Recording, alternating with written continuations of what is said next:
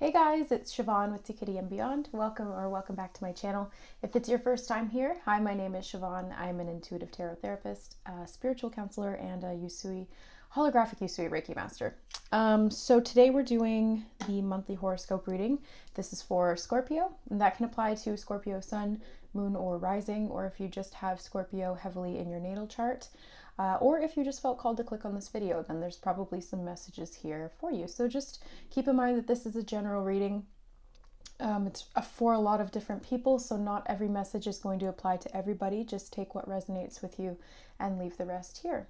All right, guys. Also, I'm not doing the monthly spread this month for this reading, but I will have the monthly spread available for you if you would like to order it as a personal reading via email. So today we're just going to do a freestyle reading, and I hope you guys like it. So let's see what comes up for you in February 2020, Scorpio. Starting off with the Angel Crystal Masters Oracle cards. Just going to give them a quick shuffle. Oh, okay, so as I was shuffling, two of them just kind of came out, so I'm going to take those. You've got From World to World, which is Goddess Saraswati and Ammonite, and Acceptance, which is Archangel Aniel and Pink Calcite. Okay. So let's get some clarifiers here from the Psychic Tarot by John Holland. I love these because they sort of touch on different aspects, like higher aspects of each of the tarot meaning. They also incorporate the chakra cards into them, which I use in my Reiki healing practice as surrogates. So when I'm connecting to the energy, I use those cards as stand-ins for each energy center via long distance. Okay, so let's see what comes up here for you guys. Scorpio, February 2020. Oh, okay. So we have two cards that fell on the floor. 1 second. Whenever cards fall on the floor, it's usually an indication to pay particular attention to that energy, and that there's something that's being grounded right now. So we have the Four of Wands, which is foundation and achievements, and the Wheel of Fortune, which is destiny. So I see these as a destined relationship or a destined, from world to world. Somebody may be transitioning. Whether this is transitioning from one phase of your life to the next phase of your life, or if this is somebody who's just crossed over from their physical incarnation into the afterlife, from world to world and acceptance with foundation and achievements. I'm really seeing this rainbow in the card, the rainbow bridge. So the rainbow bridge can indicate a shift in consciousness, going from one consciousness to the next, and especially with world to world, this could indicate going from like the third dimension to the fourth dimension, or the third or fourth to the fifth dimension. So this can simply mean that you've come to a new phase of awareness or consciousness in this life. There doesn't have to be a death process there, but it is a sort of metaphorical death process in that you are transforming, you're shedding the old you and being reborn, renewed, having this new perspective of the world and this new level of acceptance. Definitely a destined transition. Okay, so let me get some clarifiers here. Yeah, I really see this as somebody embracing their multidimensional self, letting go of the past, accepting what was, and also accepting what could be, creating a new world and freeing yourself from the limitations of the old world, from world to world. Okay, so what foundation and achievement is this for Scorpio? Wow. So you have the Lovers card. With foundation and achievements, this could also be a marriage. Destiny, a destined, fated relationship. Okay. We have the Five of Swords with Destiny and the Temperance card. So this is self-discipline, this is mental conflict and a little bit of ego that can play into this relationship. So okay, what I'm seeing here is that in the relationship context, there may be a need to bridge the gap between you two. So essentially, you have one way of looking at the world and your partner has another way of looking at the world, and you two were drawn together as a fated soulmate relationship coming into unity to explore some of those differences between you. So learning to see from the other person's perspective and vice versa, and then learning to discipline yourself and some of the defense mechanisms or boundaries that were created, or no, not boundaries, blocks, some of the self created ego blocks or the mental blocks that can throw the relationship dynamic out of balance. So it really feels like a fated relationship where there's karma also playing out. So this is an opportunity for transformation. This is giving you the opportunity to bridge into this new world, into this new consciousness, if you are able, or when you are able, to accept the other person as a reflection of yourself. So any type of pride or ego resistance or mental conflicts that you're having need to be resolved at the level of self. So this needs to be tempered. With temperance here, it is experimentation from within, it's trial and error, it's self-discipline, patience with the process as you kind of move away from the old conflicting me versus them mentality and move into, it's us versus the problem kind of mentality, so that you can grow and continue to grow from there. Okay. So let's get the Lovers. What else is coming through for Scorpio in February?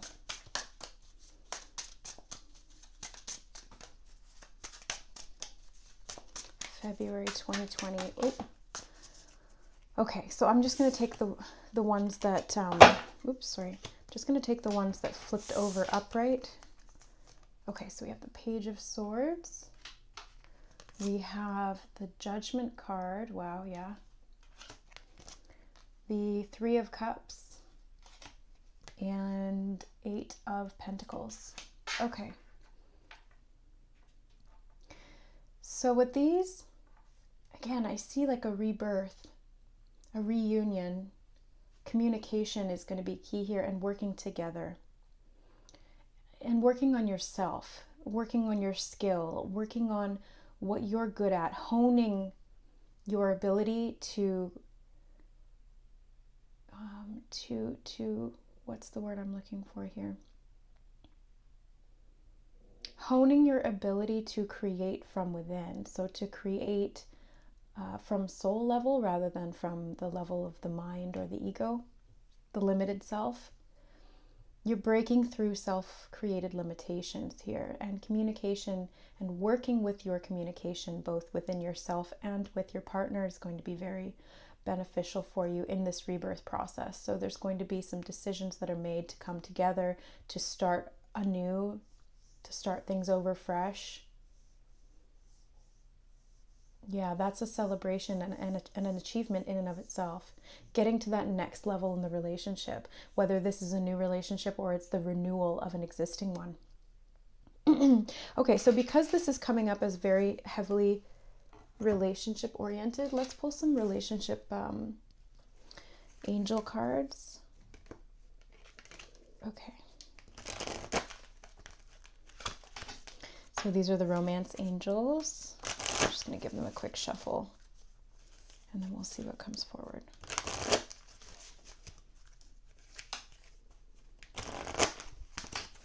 Once more. Okay, there we go. So, what's going on romantically for Scorpio? Anything else?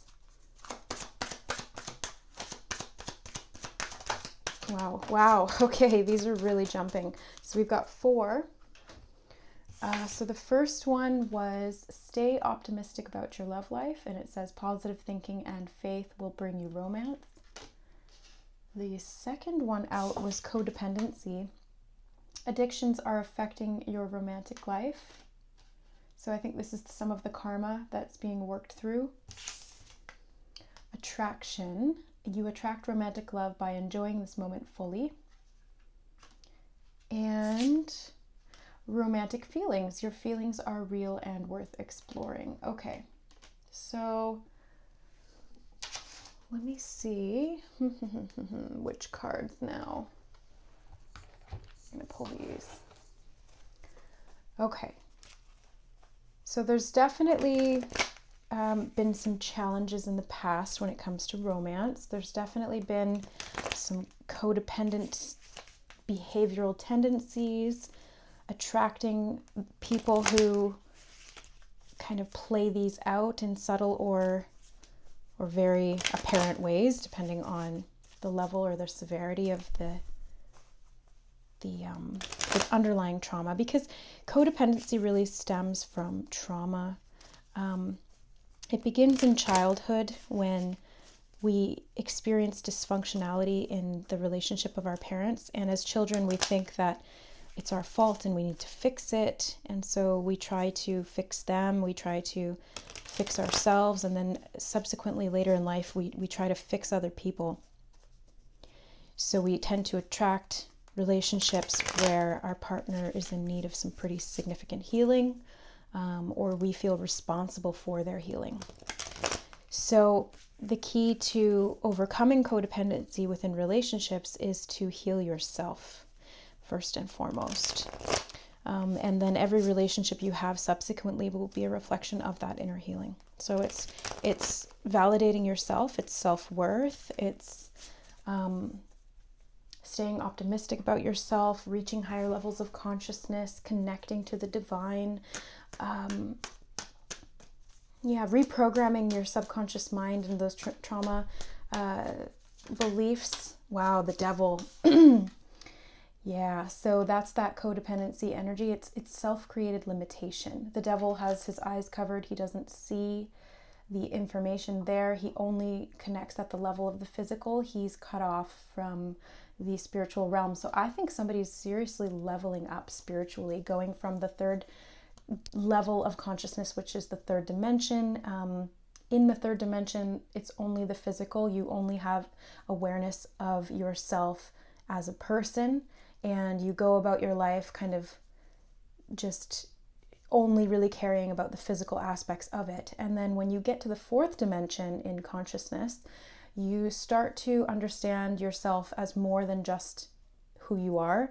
You don't just identify with what you like and what you do and who's around you. You start to identify more as the observer of that self. And then when you get up to the fifth dimension, you start of consciousness, I should say. The fifth dimension of consciousness is a heart-based connection and awareness. It's seeing through the heart, and it's an understanding and a deep inner knowing that you are connected to everyone and everything, and that every other person outside of you is also you. They are just another version of you, because everything is one. And this level of consciousness allows you to access new levels of information, intuition, healing, a higher divine love, lots of information. When you can connect through the heart and to your intuition, this Queen of Swords energy comes in. Going from the Page of Swords to the Queen of Swords, this is a lot more mental clarity. The intuition really kicks up, and you start receiving information and messages that you didn't in the past, or that you potentially did but didn't see or heed, as of course the devil here, self-limitation due to codependency and trauma from the past, kind of blocked off access to that, to receiving that. So somebody is leveling up their consciousness, and you may just feel different all of a sudden when it comes to relationships and when it comes to yourself. You can't quite put your finger on it, but you're different in a good way, in a really, really good way. So it's breaking those those bonds of the past, those bindings that kept you limited. Moving into this new world, creating this new world, and accepting the faults in others as a reflection of something within you. And so going deep within to heal it at that level, rather than externalizing and judging and creating further separation, which is very much that devil energy. So justice, justice. There's definitely going to be balance, and the swords are coming out. So this is a mental balance. Justice in this card actually doesn't have a sword, but in the traditional tarot she does. But this one, she looks like an energy healer.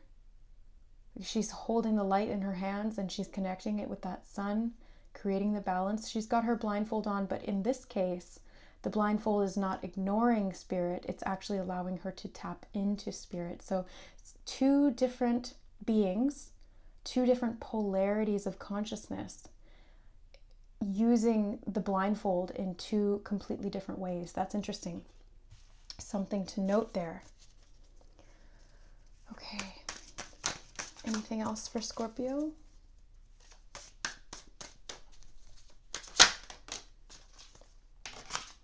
Okay, Nine of Wands. So this really speaks of letting go of the past, healing from the past trials and tribulations that you've been through. So there's definitely something here where there's information bringing balance to the past, and being willing to move forward, accepting the fact that you can and you will be successful at whatever it is that you put your energy to. I'm seeing these energy, the light, moving towards the light. And I think there's a bit of a fear that you're going to go out of the frying pan and into the fire, but that's not the case. When you clear all of those false beliefs and you clear the illusion and you tune into your more expanded awareness of self and the world and other people and all of the connection therein, you free yourself. You don't jump into another fire. You don't jump into those same relationships anymore. You don't have those knee-jerk reactions that come from fear or trauma that were learned when you were young or from others in the world. Those programs get cleared and you are able then to be optimistic, to think positively, to have faith in love again, and to explore those feelings.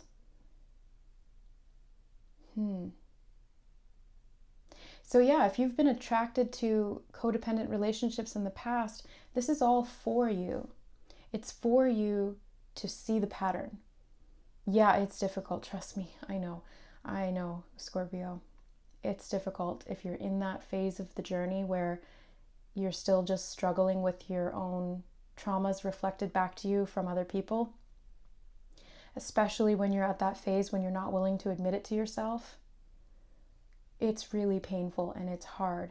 But once you get to the point where you can start to turn within and see what is at the core of all of these repeating patterns, that's when you understand that you have the ability to change it. You change it within you and you change the world around you. And you change every relationship that you have going forward from there because the dynamic has changed. You no longer respond the same way. You no longer have those knee-jerk triggering reactions that come from the ego and its attempt to protect you from the pain that you endured as a child or in past lives. Yeah, it's about breaking that pattern, breaking that cycle, seeing it for what it is, finally seeing it for what it is from that higher perspective and being able to release it and let it go. Being able to accept it for what it is and what the lesson was trying to teach you, and then have renewed faith in love, self-love. Because any relationship that you have, any partner that you have outside of yourself is just a reflection of the level of love that you give to yourself. And if you truly loved and accepted yourself, then you wouldn't allow anybody to treat you less. Okay, so let's get let's get a druid animal oracle totem for you guys. Okay, so Scorpio, what animal would like to come through for Scorpio in February?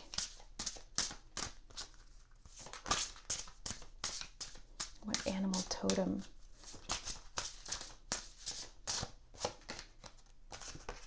Okay, you have the hare. Let's see what that means. Well, we're coming up to Easter next month in March. Or is that April? They've just got the Easter stuff out in Walmart already, so I'm confused as to like what's going on. Okay, so the hare is rebirth, intuition, and balance. What did I say? Rebirth with the Judgment card, balance with the Justice card, and intuition with the Queen of Swords. I love it. Okay. So hare is a creature of the goddess, the moon, and the night, and yet it also represents the dawn, brightness, and the east. It is the most adept of animals at shape-shifting. We can never be sure exactly where the hare is, in this or the other world. Oh, from world to world.